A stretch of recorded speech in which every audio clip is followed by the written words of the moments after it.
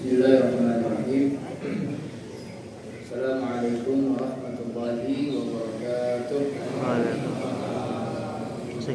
Cukup aja gini Pak. Alhamdulillahirabbil alamin. Wassalatu wassalamu ala asyrafil anbiya'i wal mursalin. Kurang Pak, cukup Pak.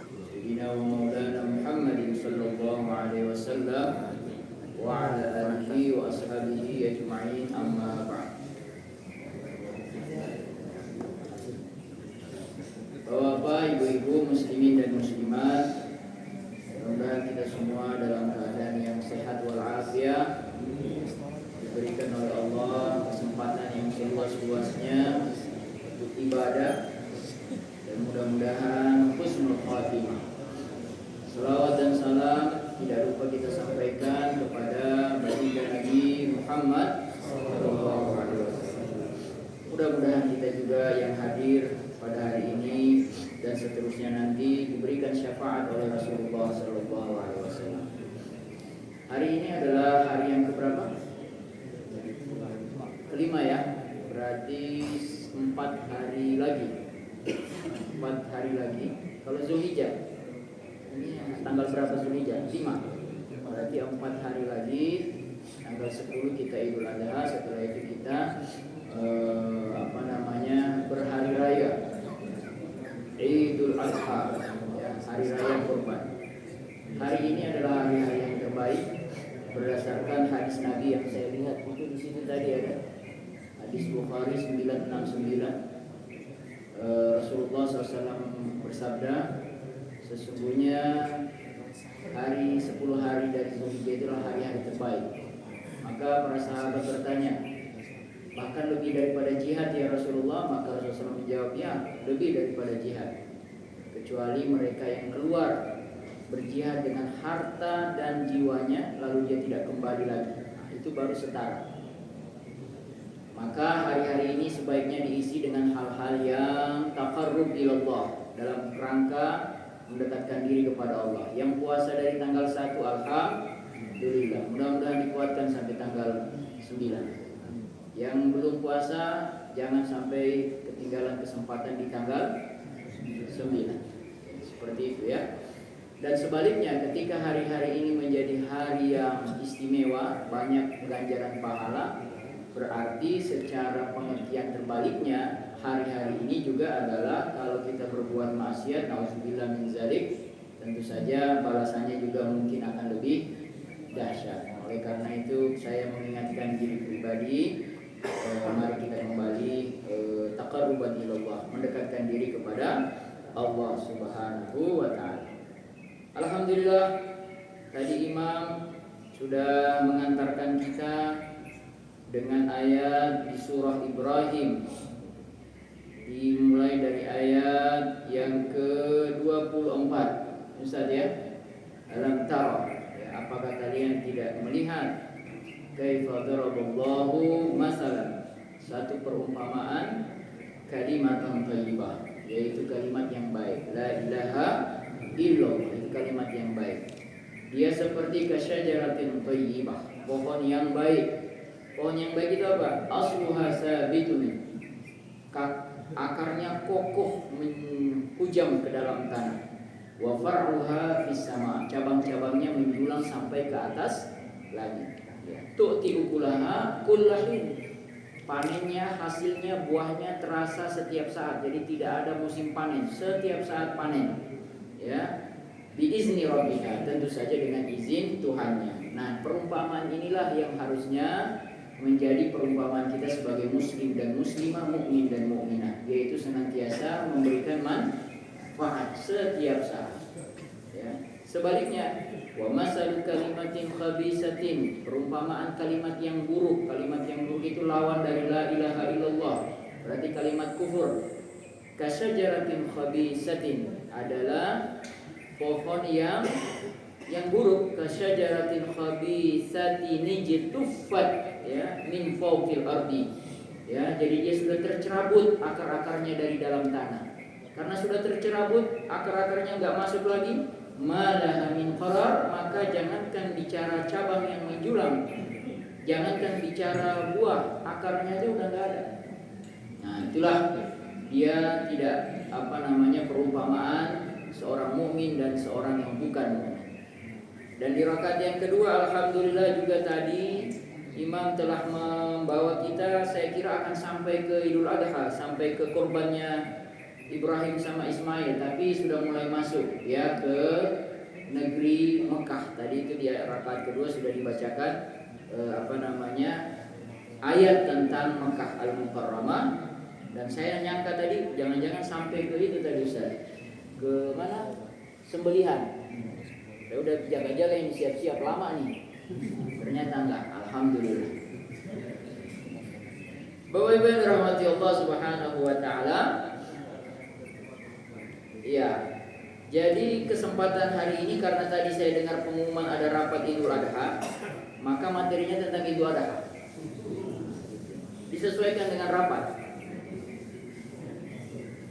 Bapak Ibu yang dirahmati Allah, jadi kita misalnya melihat tentang fikih ekonomi kurban ini ya, fikih ekonomi kurban. Sebelum kita masuk ke berbagai macam persoalan fikih yang kecil-kecil ya, yang potongan-potongannya, ada satu hal yang perlu kita pahami juga dan kita sepakati, yaitu tentang apa sih sebenarnya tujuan atau maqasid dari ibadah kurban. Jadi setiap ibadah itu punya maqasid sendiri-sendiri. Ya. Kenapa harus kita bahas ini? Karena dengan memahami dan mengetahui dan memahami maqasid dari ibadah kurban, insya Allah persoalan-persoalan fikih-fikih yang kecil-kecil di bawahnya itu bisa dijawab dengan ilmu maqasidnya. Gitu ya. Apa itu maqasid? Tujuan. Jadi tujuan utama, urgensi. Jadi urgensinya ibadah kurban itu cuma satu. Singkat, bagi-bagi daging. Wah, Ustaz langsung to the point. Ya memang begitu. Bagi-bagi daging. Dari mana kesimpulan ini kita dapat? Ya, contoh misalnya ada beberapa persoalan fikih. Ada yang bertanya ke kita, Ustaz, mana yang diutamakan?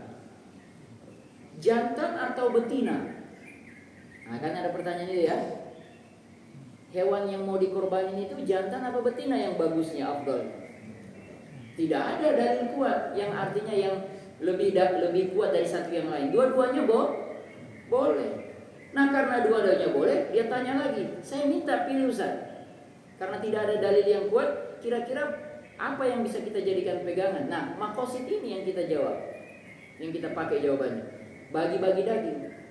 Terus gimana Ustaz maksudnya? Ya coba saya tanya, jantan dengan betina dagingnya mana yang lebih banyak? Ini ada yang FAPET ini, Fakultas Peternakan. Katanya sih jantan lebih banyak dagingnya daripada betina. Kalau diadu antara misalnya perawatan yang sama ya, jangan diadu juga jantannya kurus, betinanya gemuk ya, nggak cocok, iya kan? Kenapa? Lagi bunting pula, ya kan? Nah, jadi itu dagingnya jantan lebih banyak. Jadi kalau boleh jantan lah. Tapi Ustaz, yang di pasaran betina lebih murah. Nah, masuk nih. Ini mau ibadah apa mau bisnis? Nah, gitu ya, masuk lagi ya kan? Dua-duanya masuk. Islam tidak pernah memisah-misahkan. Islam itu agama yang komprehensif. Dia memperhatikan, termasuk dalam soal ibadah kurban ini jangan anggap ini hanya persoalan ibadah ke atas. Ini ada ibadah sosial ekonominya. Sosial ekonominya adalah pedagang itu bisa apa? Bisa dapat keuntungan dari ibadah kurban ini. Saya sampai harus download tadi sebelum berangkat, saya cari dulu di laptop laporan ekonomi kurban 2025. Karena saya baca sekilas di grup WA, saya cari lagi file itu di grup di WA saya udah nggak ketemu, udah searching aja, dapat satu laporan dari IDEAS ya.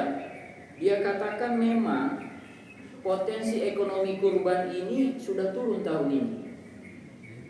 Turun. Tahun 2024 Yang berkorban itu rumah tangga itu 2,16 juta rumah tangga. Tahun ini itu diperkirakan cuma 1,92. Nanti silakan didata dengan datanya DKM sekarang di komplek ini. Turun apa naik? Hah? Turun. Angkanya kalau diangkakan itu di tahun kemarin 28,3 triliun, maka di tahun ini turun jadi 27,1 triliun. Tahun ini.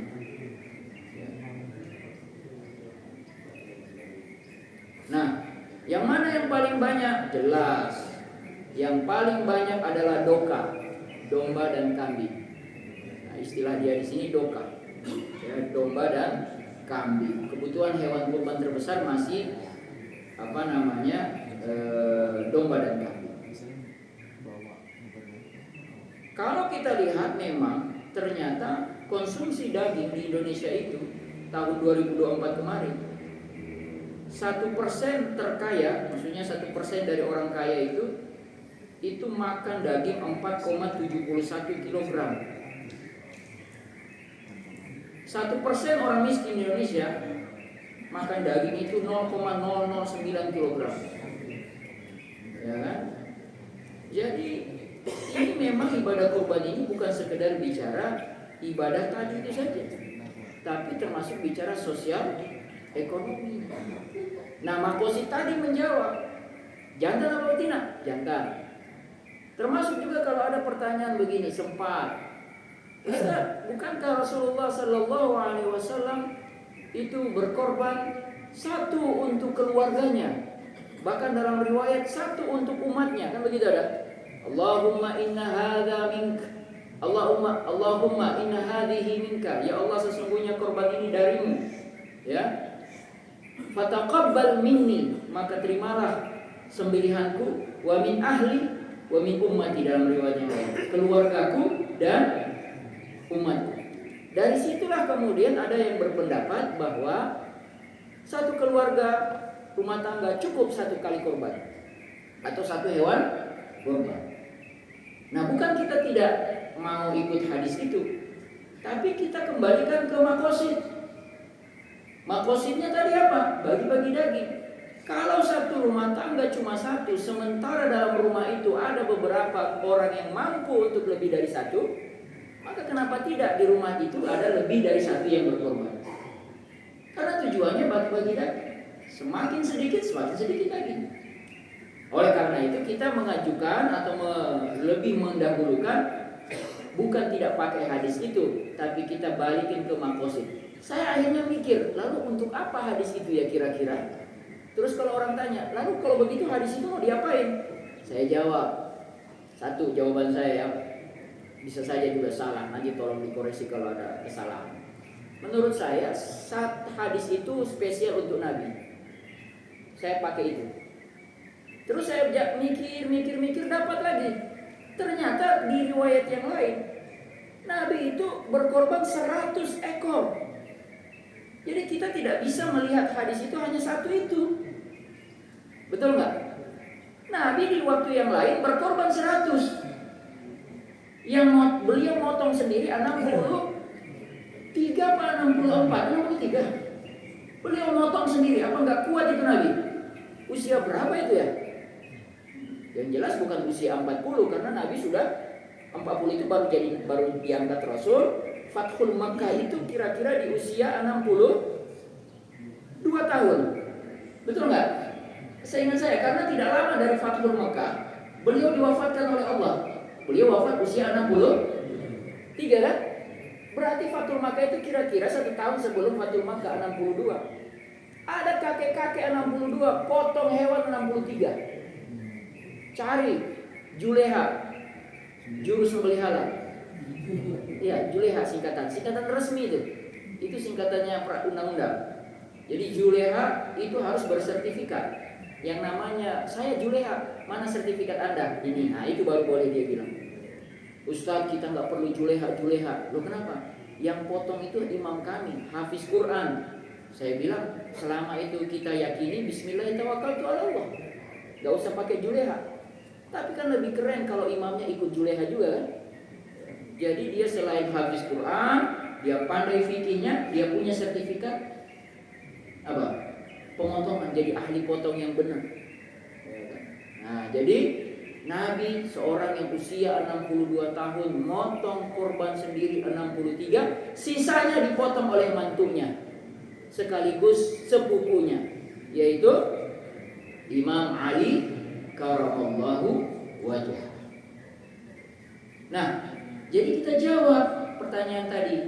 Tidak, kita bukan tidak mengikut hadis yang ini, tetapi kita ikut hadis yang lain dan kita ikut yang makosid. Apa makosidnya? Bagi-bagi daging.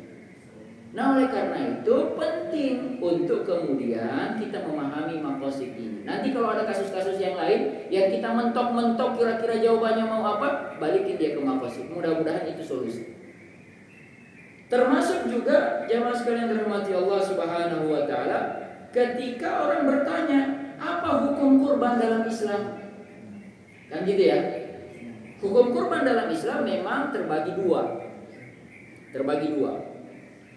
Ada pendapat yang pertama yang mengatakan hukumnya wajib. Apa dalilnya pendapat yang mengatakan wajib? Dalilnya surah Al-Kautsar. A'udzubillahi minasyaitonir rajim. Inna a'tainakal kautsar. Sungguh kami betul-betul telah memberimu wahai Muhammad Al-Kautsar. Apa Al-Kautsar? Nama masjid di Danau Bogor ya. Itu danau Al-Kautsar. Al-Kautsar itu maksudnya nikmat yang banyak. Inna a'tainaka. Ka itu anta. Engkau wahai Muhammad Al-Kautsar. Fasholli li rabbika wanhar. Maka sembahlah Tuhanmu wahai Muhammad wanhar, dan berkorbanlah. Di mana unsur wajib di ayat yang terakhir itu? Di ayat yang terakhir itu, fasholli, maka solatlah. Wanhar, fasholli li rabbika wanhar, dan berkorbanlah. Maka kalau ada perintah, ada satu perintah, lalu dia dikaitkan ditambah waw, huruf waw dan, lalu ada perintah yang lain, maka dua perintah ini hakikatnya sifatnya sama. Bisa dipahami? Kalau dia cuma dipisahkan waw, bukan au, bukan atau, tapi dan. Jadi sembahlah Tuhanmu dan berkorbanlah. Ustaz, belum jelas di mana unsur wajibnya. Ada huruf fa di depan fasalli. Soli, fasalli, maka sholatlah. Beberapa ulama tafsir sebagian berpendapat bahwa kalau ada ayat-ayat yang menggunakan fiil amr, fiil kata kerja perintah, yang dia dimulai dengan huruf fa, maka itu jatuh-jatuhnya wajib. Nah, itu pendapat. Contohnya misalnya contoh lain di Al-Baqarah 282.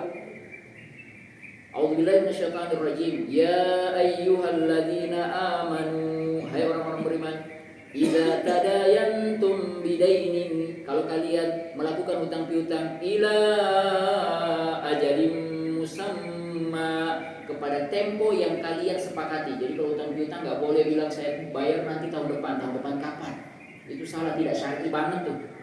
Karena ayatnya mengatakan ajalim musamma, waktu yang disepakati harus berakhir kapan ini hutang piutang. Jadi kalau masih ada orang hutang piutang, kapan bayarnya? Tahun depan, enggak syar'i. Tahun depan bulan sekian, enggak syar'i. Karena bulan itu ada 30 hari. Saya mau bayar minggu kedua, belum syar'i. Kenapa? Karena satu minggu ada 6 hari. Hari apa? Hari Rebo. Syar'i enggak? Belum juga. Jam berapa? Loh, itulah yang kemudian yang disikapi oleh teknologi hari ini. Ketika Anda, bapak-bapak atau kita berhutang digital, itu komputerisasi nggak bisa dibohongi. 1 menit Anda terlambat, itu secara sistem langsung menganggap Anda terlambat. Jadi kalau bilang hari ini digitalisasi, itu sudah sesuai dengan ayat Quran Al-Baqarah 282, ajalin musamma, waktu yang ditentukan. Jadi ilmu komputer itu ilmu syar'i. Jadi bapak-bapak yang belajar, adik-adik mahasiswa yang kuliah jurusan ilmu komputer itu belajar ilmu syariat karena dia bicara sistem supaya tepat pas. Gitu kira-kira ya, ini pengembangan saya saja. Ya. Tapi saya rasa kok benar ya, gitu ya. Kalau dia gunakan teknologi itu untuk kemanfaatan ibadah, dia belajar ilmu syariat. Makanya tidak benar kalau ada orang yang memisah-misahkan ini ilmu dunia, ini ilmu akhirat. Enggak.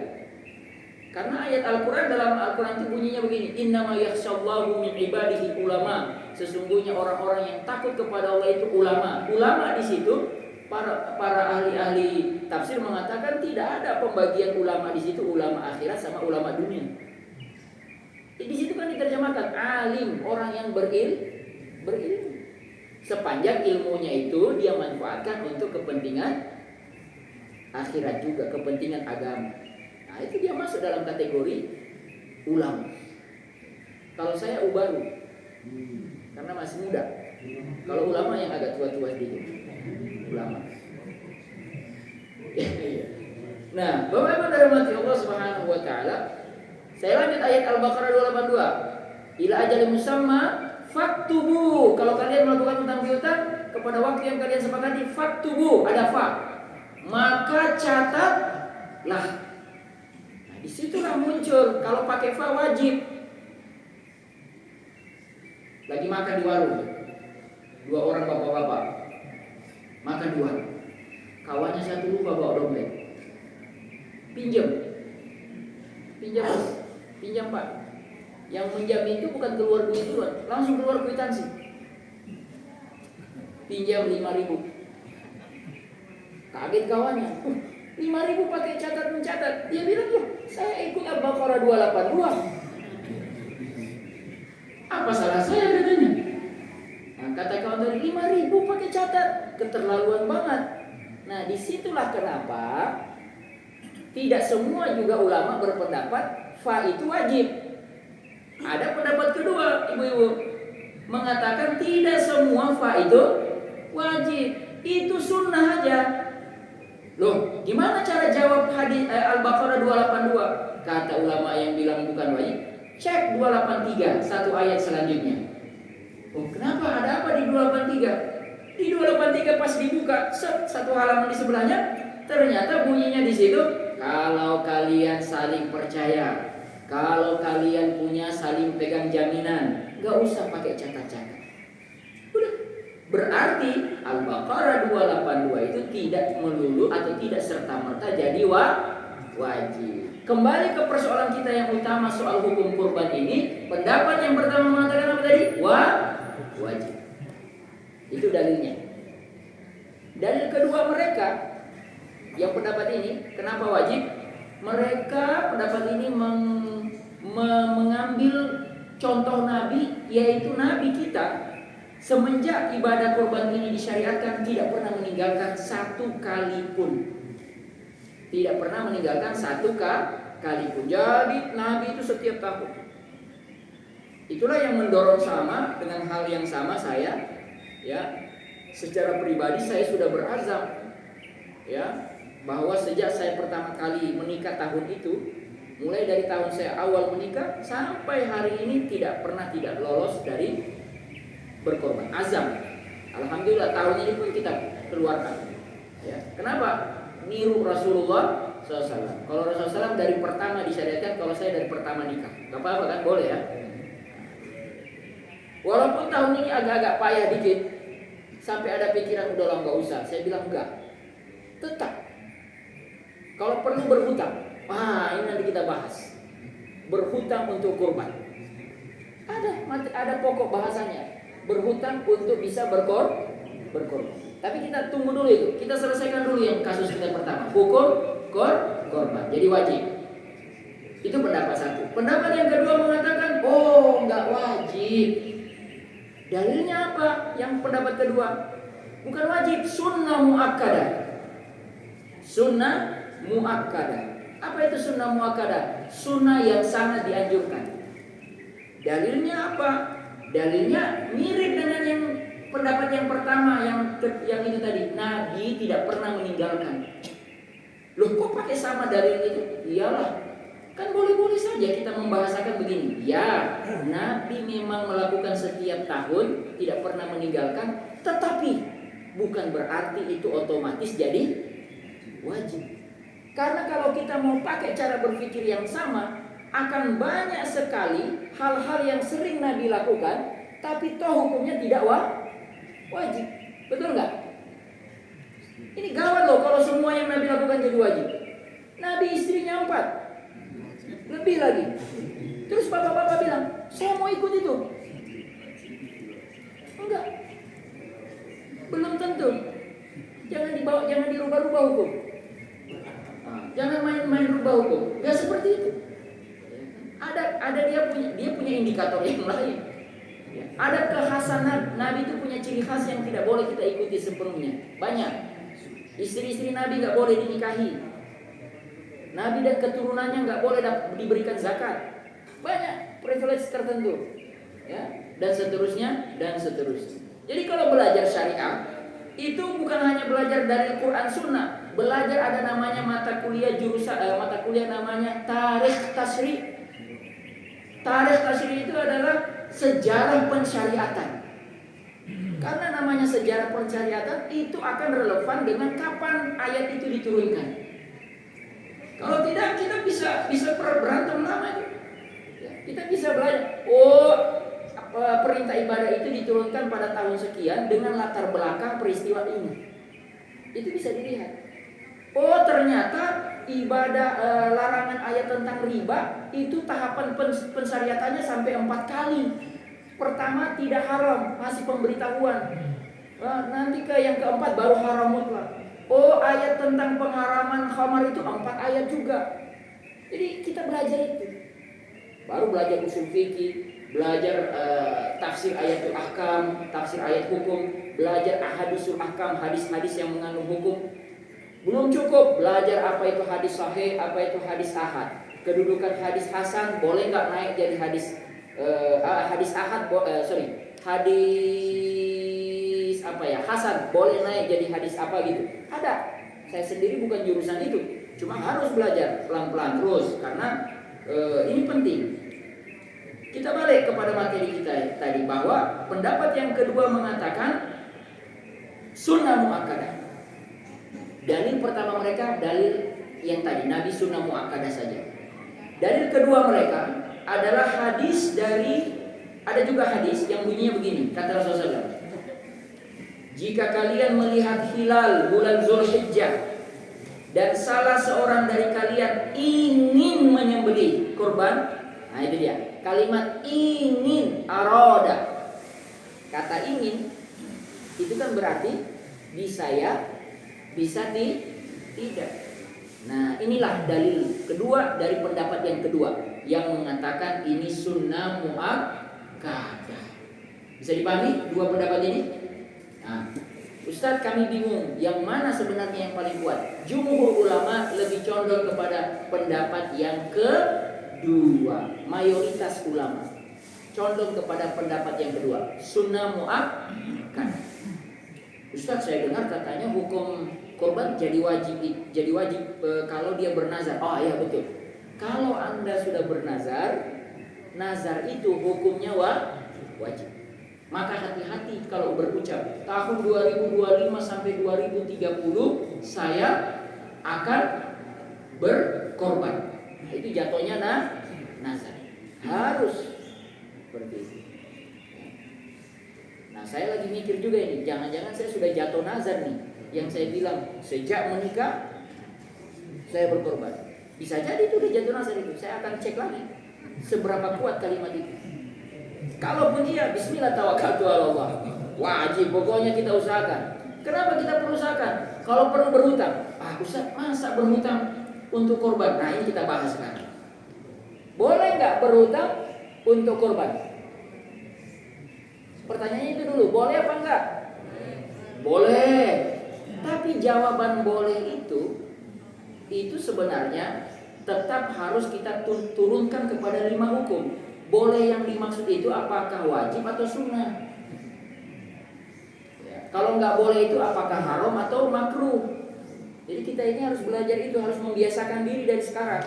Kalau ada pertanyaan jawabannya boleh itu ada dua kemungkinan, wajib atau sunnah. Kalau ada ustaz ditanya, ustaz apa hukumnya ini? Gak boleh. Itu harus kita tanya lagi, gak bolehnya maksudnya apa ustaz? Apakah jatuhnya haram atau makruh? Begitu. Tidak boleh, jangan cuma jawab boleh, nggak boleh, nggak boleh. Itu jawaban, itu gaya menjawab berapa puluh tahun lalu. Yang orang awam hanya ikut itu saja. Oh, itu ustaz bilang boleh lah boleh.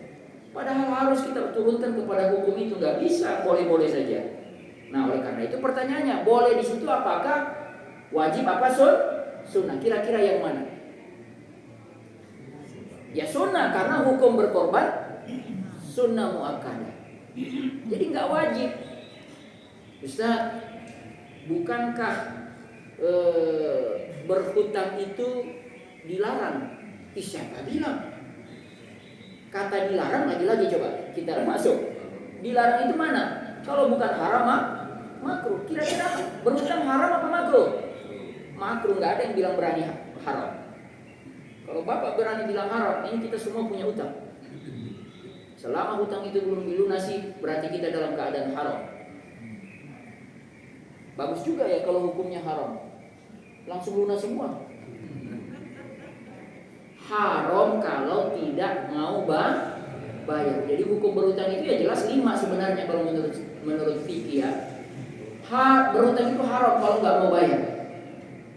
Wajib kalau sudah kepepet. Dalam rangka melindungi jiwa, berhutang untuk bayar obat, berhutang untuk operasi, wajib.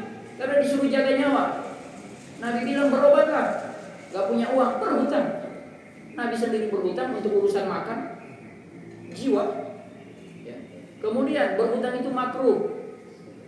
Kalau makruh itu nyusahin pemberi hutang. Jadi kalau ditagih suka lari-lari, suka nunda-nunda, ini jatuhnya ini.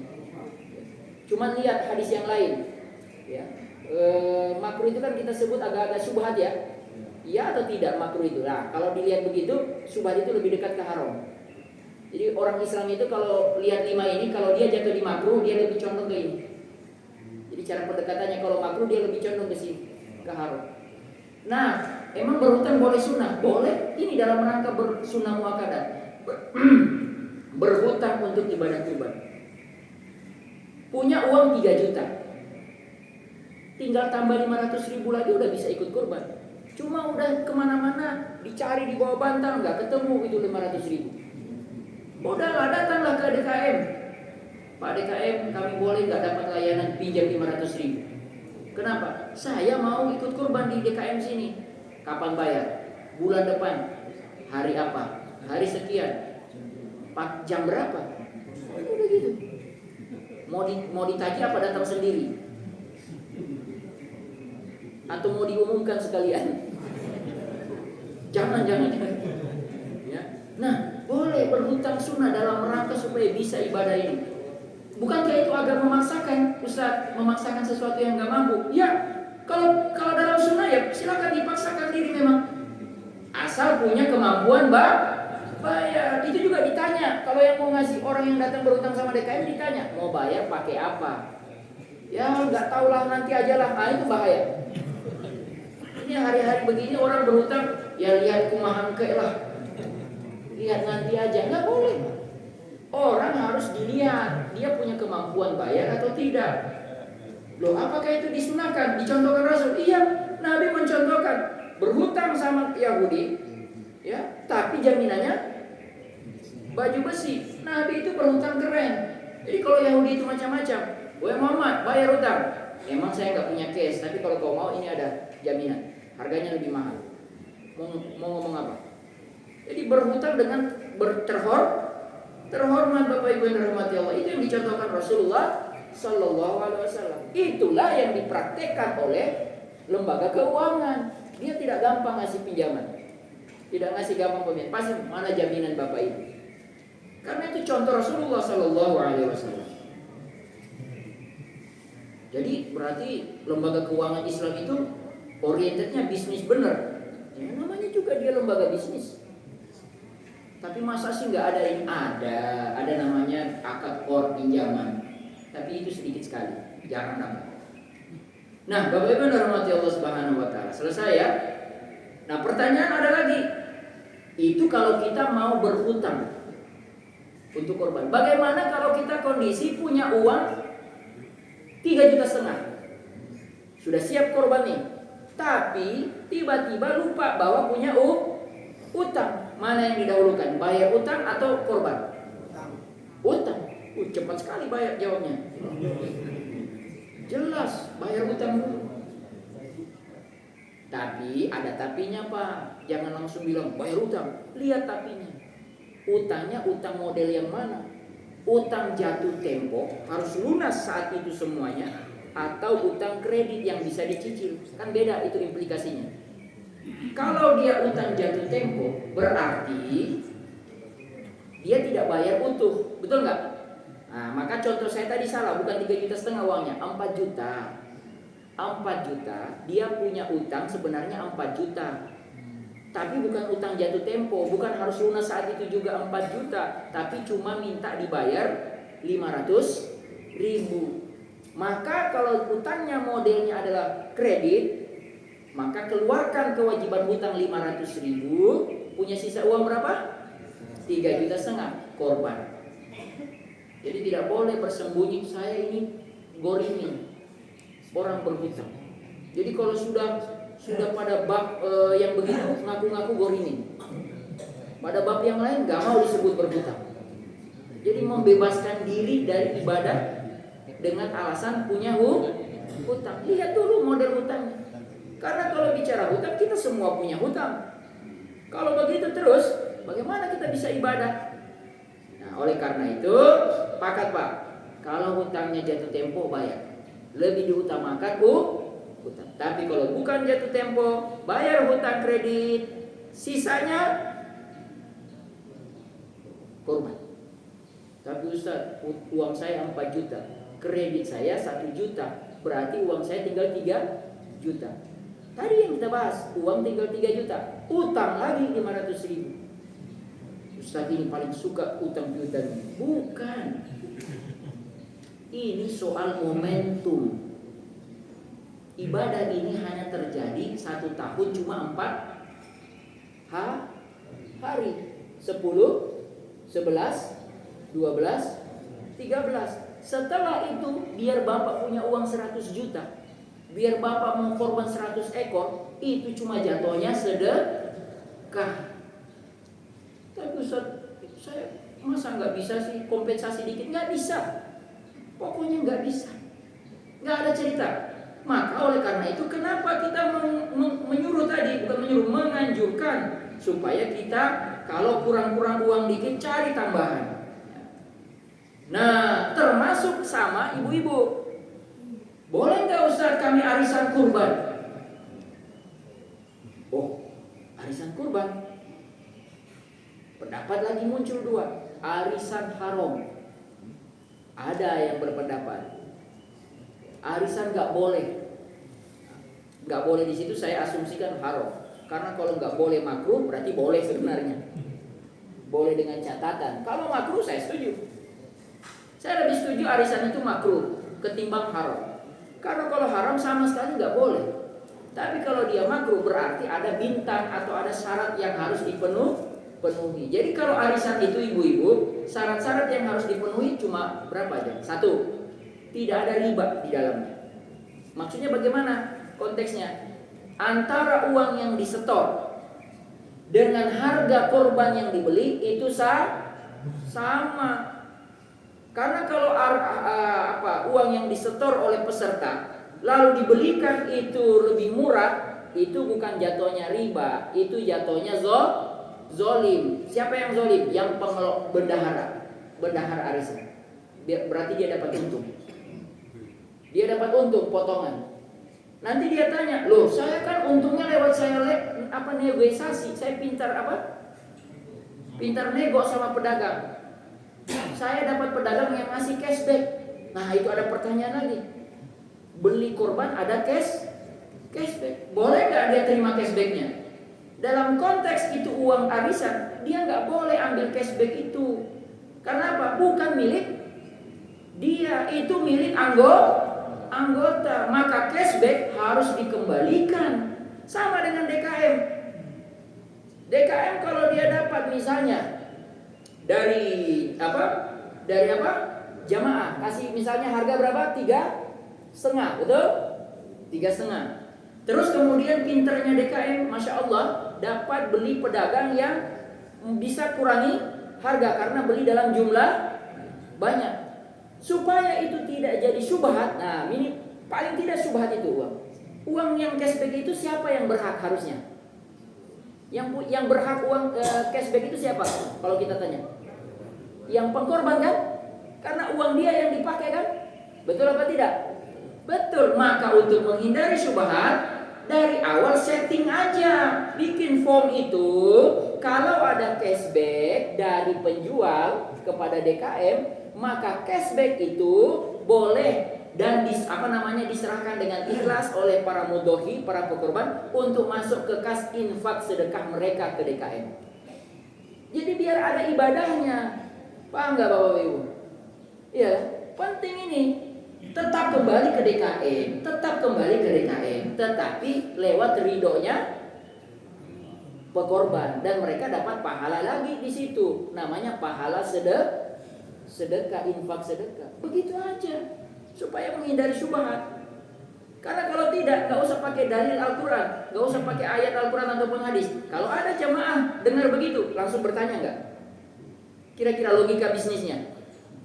Pasti bertanya.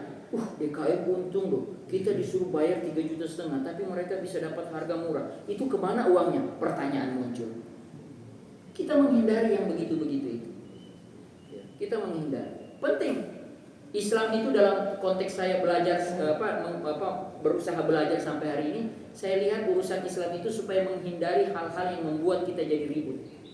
Maka setiap ada potensi keributan, minimalisir dari awal. Harga, kriteria, semua itu harus di-clearkan di awal. Itulah Islam. Jadi kira-kira begitu ya Pak ya. Kembali ke arisan tadi, tidak boleh ada riba.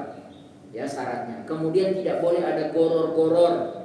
Apa itu goror-goror? Ketidakjelasan. Ya, tadi itu contohnya salah satu ketidakjelasan, syubhat. Ya. Tapi bukankah berkorban itu enggak dibolehkan oleh pendapat yang awal? Enggak. Kita jawab, kalaupun tidak boleh jatuhnya makruh. Kok bisa makruh? Karena sejatinya memang pendapat yang tidak membolehkan arisan itu karena menganggap arisan itu sebenarnya utang. Betul nggak? Ketika 5 orang berarisan, 1 orang dikocok keluar namanya, jangan senang. Itu bukan rezeki nomplok. Itu Anda sedang berhutang. Berhutang sama siapa? Sama peserta yang lain. Betul nggak? Iya, dapat uang tiba-tiba 5 juta. Alhamdulillah, yuk langsung belanja. Ingat, berapa kali lagi ke depan ibu harus tetap bayar iuran. Oleh karena itu, arisan itu dari awal harus diniatkan karena apa? Wa ta'awanu 'alal birri wat taqwa. Ustaz, arisan kayaknya nggak populer di kita, bikin banyak pertanyaan. Ya udahlah, nggak usah. Buka aja namanya tabungan kurban. DKM buka aja namanya tabungan korban. Boleh nggak Ustaz? Boleh. Sejatinya kita ini sanggup karena 365 hari 3,5 juta dibagi 365 hari dapat angka 9.000 sekian. Bulatin aja 10.000. Berarti 1 hari kita 10.000. Masa 10.000 nggak bisa nabung 1 hari? Ini bukan persoalan nggak mampu. Kita nggak nyiapin dari jauh-jauh hari. Udah gitu aja. Betul nggak? Kita harus nyiapin dari jauh-jauh hari. Ini kalau dikembang-kembangkan bisa saja. Ustaz, kita kan tabung kurban. Uangnya kan ditaruh oleh DKM ke bank. Berarti kan dia dapat bagi hasil. Itu bagi hasilnya gimana? Nah, silakan sepakati. Silakan disepakati. Bagi hasilnya misalnya dibagi rata sama semua penabung. Atau misalnya ada yang penabung bilang saya nggak usah ambil bagi hasilnya, serahkan saja kepada kas infak sedekah. Nggak apa-apa, boleh. Jadi semua 1 sen pun itu harus disepakati. Ya, larinya kemana? Itu yang kita pelajari ketika misalnya belajar akuntansi syariah. Setiap satu sen itu dia pindah ke akun yang satu, dia pindah ke item yang lain, itu perpindahan itu atas dasar apa? Itu harus dijelaskan. Gak ada boleh pindah-pindah tanpa ada kejelasan, harus di. Nah, Bapak Ibu yang dirahmati Allah Subhanahu wa taala. Jadi kita sudah bahas bayar hutang, arisan. Nah, kita pindah ke isu yang lain. Ustaz, boleh gak kami berkurban lewat digital? Maksudnya gimana? Kami berkurban lewat lembaga. Loh, berarti Ustaz, kami kalau lewat lembaga, pertama kami nggak punya ijab qabul. Itu mulai ditanyakan. Karena nggak ada ijab qabul Ustaz, kami hanya transfer. Hasil transfer kami ada pemberitahuan lewat SMS, uang Anda sudah diterima oleh lembaga tersebut atau WA. Kan nggak ada ijab qabul Ustaz. Itu pertanyaan pertama. Pertanyaan kedua, kami nggak bisa lihat korban hewannya Ustaz. Bukankah kalau jual beli hewan, jual beli dalam Islam itu harus ada lihat barangnya? Tuh pertanyaan kedua. Pertanyaan ketiga, karena kami nggak lihat hewannya, kami nggak bisa ikut sunnah Nabi. Apa sunnah Nabi? Yaitu potong sendiri. Tuh pertanyaan keempat, kami berarti juga nggak bisa lihat darahnya. Bukankah sunnah Nabi kalau orang berkorban itu harus melihat apa? Darah yang tertumpah. Wah, berarti banyak dong pelanggaran dari ibadah korban lewat digital ini. Kita jawab satu-satu. Pertama, soal ijab qabul itu jangan dipahami masih kayak model tempo dulu. Saya jual kambing ini dengan harga 3,5 juta. Dijawab, saya beli kambing ini dengan 3,5 juta. Serahkan kambing, terima duit. Masih begitu definisi ijab kabul? Tidak. Tidak harus begitu. Bapak Ibu, hari ini kita datang ke supermarket, ya, mau Alfamart, mau apalah atau apalah, masuk, buka pintu, masuk. Assalamualaikum, selamat pagi, selamat datang. Disambut dengan ramah. Nggak dijawab juga sama kita. Cuma gitu doang. Karena buru-buru, langsung aja main masuk ke tempat toko itu, ngambil barang A, B, C di raknya. Habis itu langsung bawa ke depan. Belanjanya cuma ini Bu. Mulai dia scan satu-satu, sekalian sama pulsanya Bu. Nggak ada satu kata patah pun. Mulai dia scan, sekian Bu. 49.000, kita keluarin uang 50. Uangnya 50.000 ya Bu. Udah dia masukin ke plastik, dia kasih sisanya. Ini kembaliannya Bu, ini barangnya. Selamat datang kembali. Pulang. Mana ijab qabul? Mana kalimat ijab dan mana kalimat qabul? Gak ada. Berarti selama ini jual beli ibu haram. Karena apa? Tidak memenuhi rukun jual beli. Kan rukun jual beli itu penjual, pembeli, barang, ijab qabul. Nah, kita jawab. Yang jawab sebenarnya bukan kita, mazhab Imam Abu Hanifah. Mazhab Imam Abu Hanifah mengatakan itulah yang disebut dengan bai'ul mu'attal. Jual beli yang tidak perlu menyebutkan apa-apa. Apa itu yang disebutkan? Enggak perlu sebut. Serahkan duit, dapat barang, itulah bai'ul mu'attal, sah. Jadi dalam konteks yang tadi, digital tadi, transfer ibu ke sana, itu namanya ijab. Dan dia kasih WA balasan, itu namanya qabul, selesai. Dan buktinya, kenapa tidak persoalkan waktu belanja di Shopee? Kan belanja di Shopee begitu juga, nggak pernah ada ijab qabul, main check out aja, check out. Iya, karena ada digeser HP ke saya. Ini deretan yang harus dicek out. Banyak juga. Keranjang banyak juga gitu ya kan. Nah, Bapak Ibu yang dirahmati Allah Subhanahu wa taala. Sudah kita jawab yang pertama, ijab qabul. Yang kedua apa tadi masalahnya? Gak ada barangnya.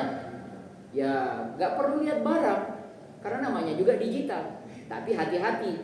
Dilihat di gambar gemuk, pas datang kurus. Malu mau dikasih ke panitia. Oleh karena itu, kalau beli di online, termasuk hewan kurban, lihat ada tanda bintang kecil di bawahnya. Apa itu? Gambar kadang tidak sama dengan kenyataan. Ya, dia tulis di situ.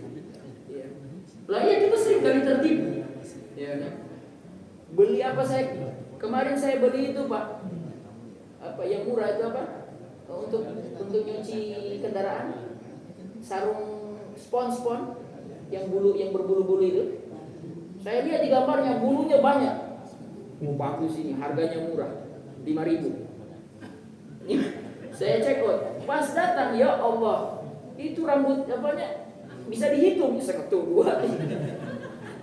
Saya bilang ini gawat saya bilang. Tapi dalam hati saya sih yang salah. Masa benda sebagus itu harga 5.000? Jadi kadang-kadang kita itu orang Indonesia mau yang murah yang bagus. Tahu diri juga dikit lah. Ada harga ada rupa. Nah itu yang kedua sudah kita jawab. Nggak mesti ada barangnya dia. Nah yang ketiga apa tadi? Apa tadi Bu? Yang ketiga tidak bisa menyembelih. Pakai akad wakalah. Kita minta orang lain yang menyembelih. Tapi nggak bisa lihat darah. Minta di videoin. Nanti videonya dikirim. Terlihat juga. Darahnya kelihatan juga lewat video. Tapi saya harus lihat. Bu, ibu kan punya penyakit kalau lihat darah langsung pingsan. Tapi itu kan sunnah. Iya sunnah. Tapi kan kita repot panitia. Jadi bapak-bapak panitia, kalau ada pengkorban ibu-ibu, terus dia ngotot mau lihat itu, ada hal-hal yang harus disepakati, dilihat, perhatikan. Tidak boleh ada dempetan. Ini ibadah ini. Pas lagi rame-rame nanti foto, campur aduk di situ, laki perempuan berebut mau lihat, akhirnya dempetan. Nah itu sudah kita mau ibadah yang diterima Allah, tapi ternodai dengan hal-hal yang demikian. Dijaga. Panitia harus bingung, awas, atur, gak boleh kayak gitu. Itu satu, dilihat laki-laki sama perempuan gak boleh. Ibu-ibu ngotot mau sembelih, silahkan kasih kalau beliau mau. Karena memang gak ada larangan. Juleha itu harus laki-laki, enggak. Silahkan aja yang mau sembelih perempuan, asal dia kuat. Gitu ya. Tapi kalau dia lihat darah aja gak kuat, bukan hewan yang pingsan, dia yang pingsan. Kita yang angkat dia. Repot lagi. Panggil suaminya, Pak, istri bapak pingsan di sini, Pak.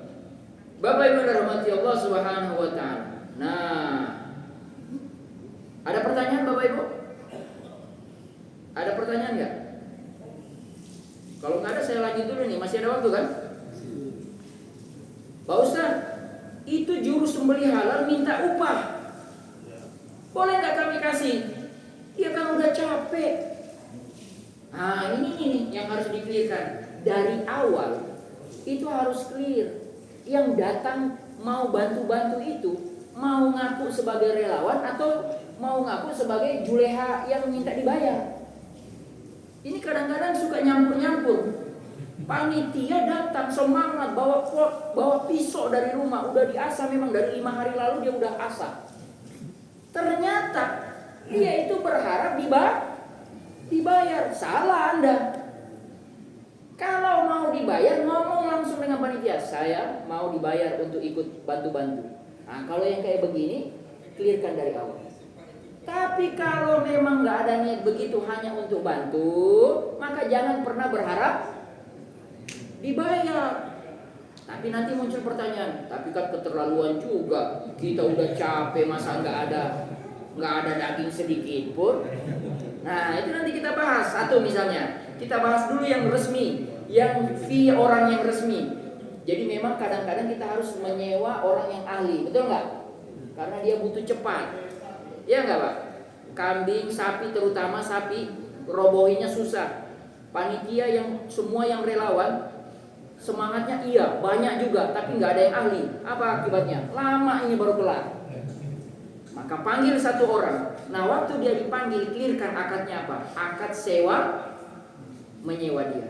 Nah pertanyaannya, dari mana uang sewanya? Boleh nggak dari hasil hewan kurban? Pendapat pertama langsung mengatakan tidak boleh.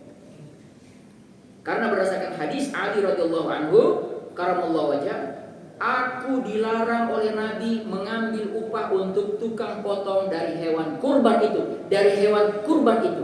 Jadi tidak boleh mengambil bagian dari hewan kurban itu dijadikan upah yang kita sewa orang tadi. Sama sekali nggak boleh. Pendapat yang kedua mengatakan boleh. Wah ini keren ini. Boleh, tapi ada tapinya. Juleha tersebut termasuk orang mustahik. Bisa dipahami? Dia sebenarnya selain punya kepakaran juleha, hakikatnya dia itu orang yang berhak mendapatkan daging korban. Maka kalau dia di kategori itu, maka boleh diniatkan mengasih dia sebagai upah, tapi nggak usah disebut upah lah. Dia berhak mendapatkan sekian kilo dari daging korban sebagai apa? Mustahik. Tapi apakah dia dapat rata seperti yang lain yang nggak kerja? Nah, di sini isunya.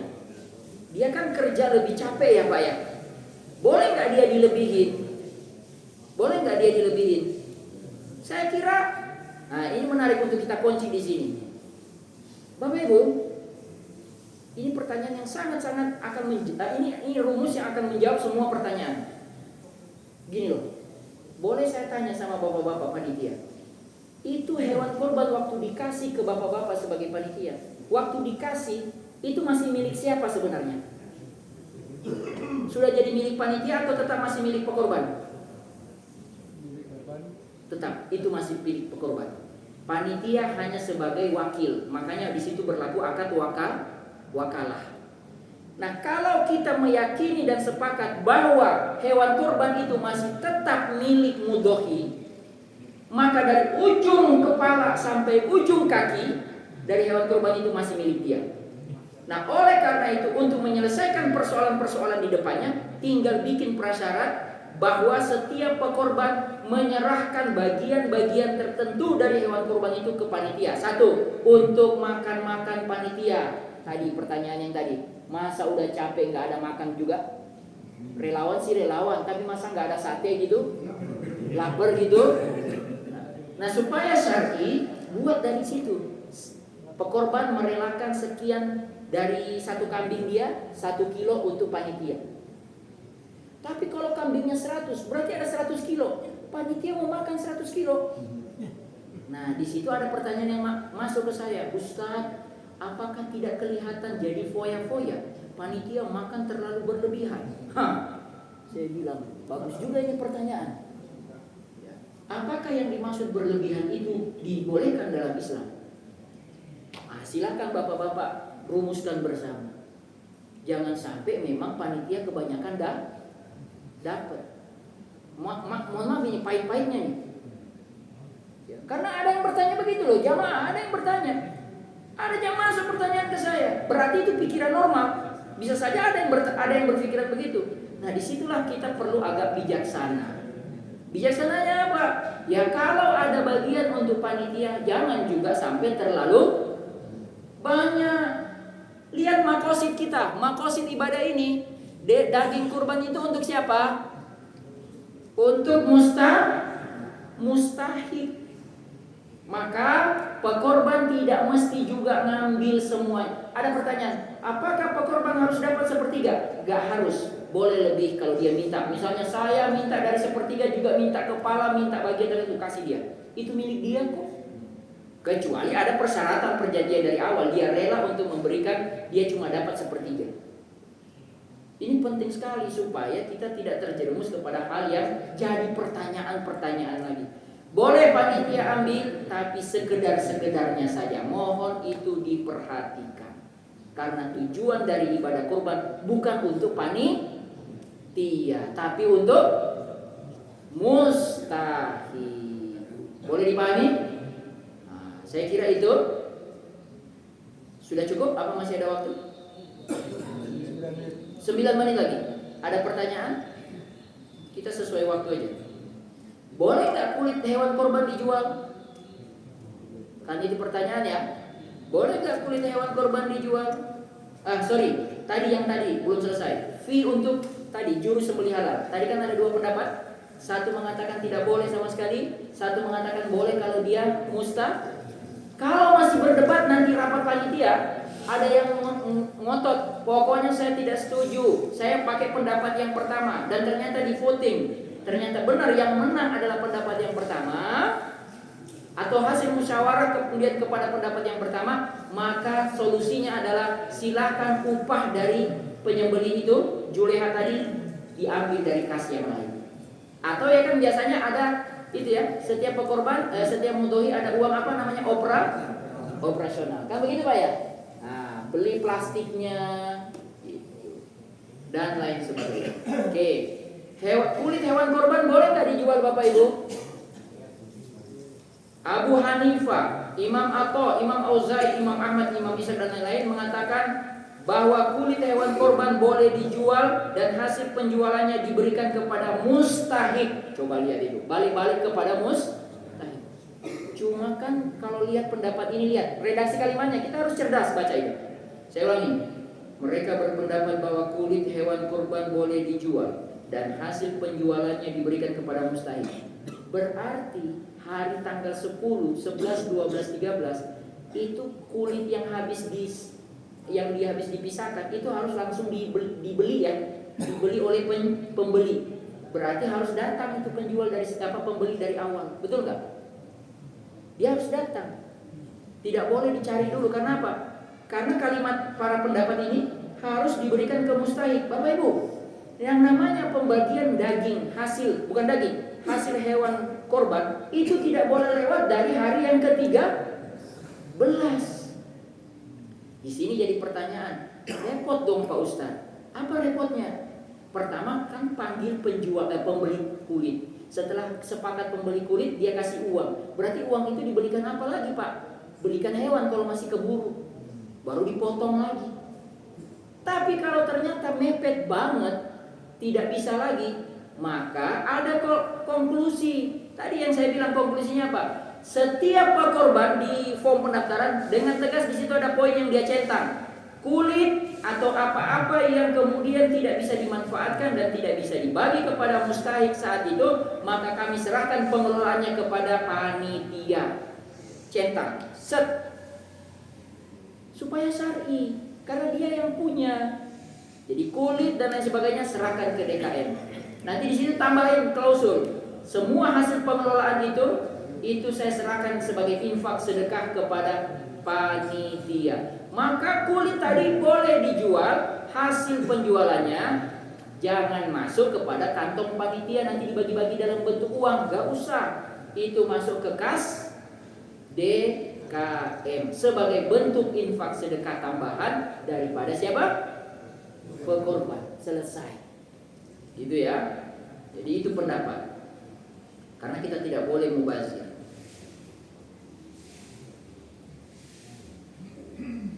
Bapak Ibu yang dirahmati Allah Subhanahu wa taala. Beli kurbannya sekarang diantar menjelang hari raya. Ada masalah nggak di situ? Bapak Ibu kontak penjual di sana, di mana biasanya beli di Jawa, katakanlah gitu ya. Dia kirim ke sini kan ada jeda berapa hari. Berat hewan yang mana yang disepakati? Berat waktu beli atau berat waktu datang? Hah? Waktu beli. Betul Pak? Berarti ada resiko berat badannya turun karena perjalanan. Pertanyaannya, sampai di angka berapa berat yang turun itu disepakati? Kan ada standarnya kan? Ada Pak. Karena kalau turunnya susutnya setek 50%, Bapak terima nggak? Makanya disepakati. Berapa kira-kira turun susutnya? Katakanlah 5 sampai 10 kilo. Kalau turunnya 5 sampai 10 kilo masih boleh, wajar. Tapi kalau turunnya 30 kilo, kita udah bertanya, kenapa ini bisa turun 30 kilo Pak? Iya, ini karena dia ini yang paling stres. Dan dari yang lain dia yang paling stres. Gak bisa begitu Pak. Ini kita mau korban loh, mau ngasih kepada mustahik korban daging yang banyak. Kami beli sehat. Kenapa sekarang turun 30 kilo? 30 kilo itu bisa dapat berapa mustahik Pak? Makanya supaya tidak berantem, sepakati di awal. Kalau turunnya lebih dari 10 kg, kami tak mau. Kami minta diganti dengan hewan yang lain, atau uangnya dikembalikan. Bikinlah pernyataan-pernyataan itu. Penting loh Pak ya. Ustaz, dari dasar fikih apa itu menyepakati 5-10 kilo? Gak usah pakai dalil. Itu yang kita sebut dengan hukum adat kebiasaan. Dalam konteks ilmu usul fikih itu disebut al-adatu muhakkamatu. Adat kebiasaan boleh menjadi hukum fikih itu sendiri. Wallahu a'lam bishawab. Cukup, saya kira sudah waktu kita sudah tinggal 3 menit menurut saya. Ya, 3 menit. Mudah-mudahan ini bermanfaat bagi Bapak dan Ibu dan kita semua, baik sebagai mudhohi maupun sebagai panitia. Ya, mudah-mudahan korban kita tahun ini diterima oleh Allah Subhanahu wa taala. Kepada kita semua saya ingatkan, ingat-ingat omongan. Kalau sudah pernah ngomong tahun ini saya berkorban, hati-hati. Itu jatuhnya nazar. Nazar jatuhnya wajib. Jangan sampai kita cilaka karena gara-gara tidak menunaikan nazar kita. Kita tutup dengan berdoa. Astaghfirullahalazim, astaghfirullahalazim, astaghfirullahalazim. Allazi la ilaha illa huwa. A'udzubillahi minasyaitonir rajim. Bismillahirrahmanirrahim. Alhamdulillahi rabbil alamin. Hamdan na'imin, hamdan syakirin, hamdan yafi ni'amahu wa yukafi mazidah. Allahumma salli wa sallim ala sayyidina wa maulana Muhammadin wa ala alihi wa ashabihi ajma'in. Allahumma ighfir lana dzunubana wa liwalidina wa liabaina wa liummahatina wa liajdadina wa lijaddadina wa liman ahsana ilaina wa li jami'il muslimin wal muslimat wal mu'minin wal mu'minat. Allahumma ighfir lana wa lahum. Allahumma rabbana hab lana min azwajina wa zurriyyatina qurrata a'yun waj'alna lil muttaqina imama. Allahumma faqqihhum fid din wa 'allimhum ta'wil waj'alhum minas salihin was salihat. Allahumma yassir umurana wa umurahum. Allahumma sahhil umurana wa umurahum. Allahumma ansur ikhwanana al-mustad'afina fi Palestin. Allahumma ansur Islam wal muslimin. Rabbana taqabbal du'aana. Allahumma khtim lana bi husnil khatimah. Allahumma inna nas'aluka ilman nafi'an, amalan salihan mutaqabbalan, rizqan halalan tayyiban kasiran wasi'an mubarakah. Allahumma inna nas'aluka salamatan fid din wa afiyatan fil jasad wa ziyadatan fil ilmi wa barakatan fil rizqi wa taubatan qabla al-maut wa rahmatan 'indal maut wa maghfiratan ba'dal maut. Allahumma hawwin 'alaina fi sakaratil maut wan najata minan nar wal 'afwa 'indal hisab. Rabbana taqabbal taubatana innaka antat tawwabur rahim. Rabbana atina fid dunya hasanah wa fil akhirati hasanah wa qina adzabannar. Sallallahu ala nabiyyina wa syafi'ina wa maulana Muhammadin nabiyil ummi wa ala alihi wa sahbihi ajma'in. Subhana rabbika rabbil izzati amma yasifun wa salamun alal mursalin walhamdulillahi rabbil alamin. Mohon dimaafkan. Subhanakallah bihamdika asyhadu an la ilaha illa anta astaghfiruka wa atubu ilaik. Assalamualaikum warahmatullahi wabarakatuh.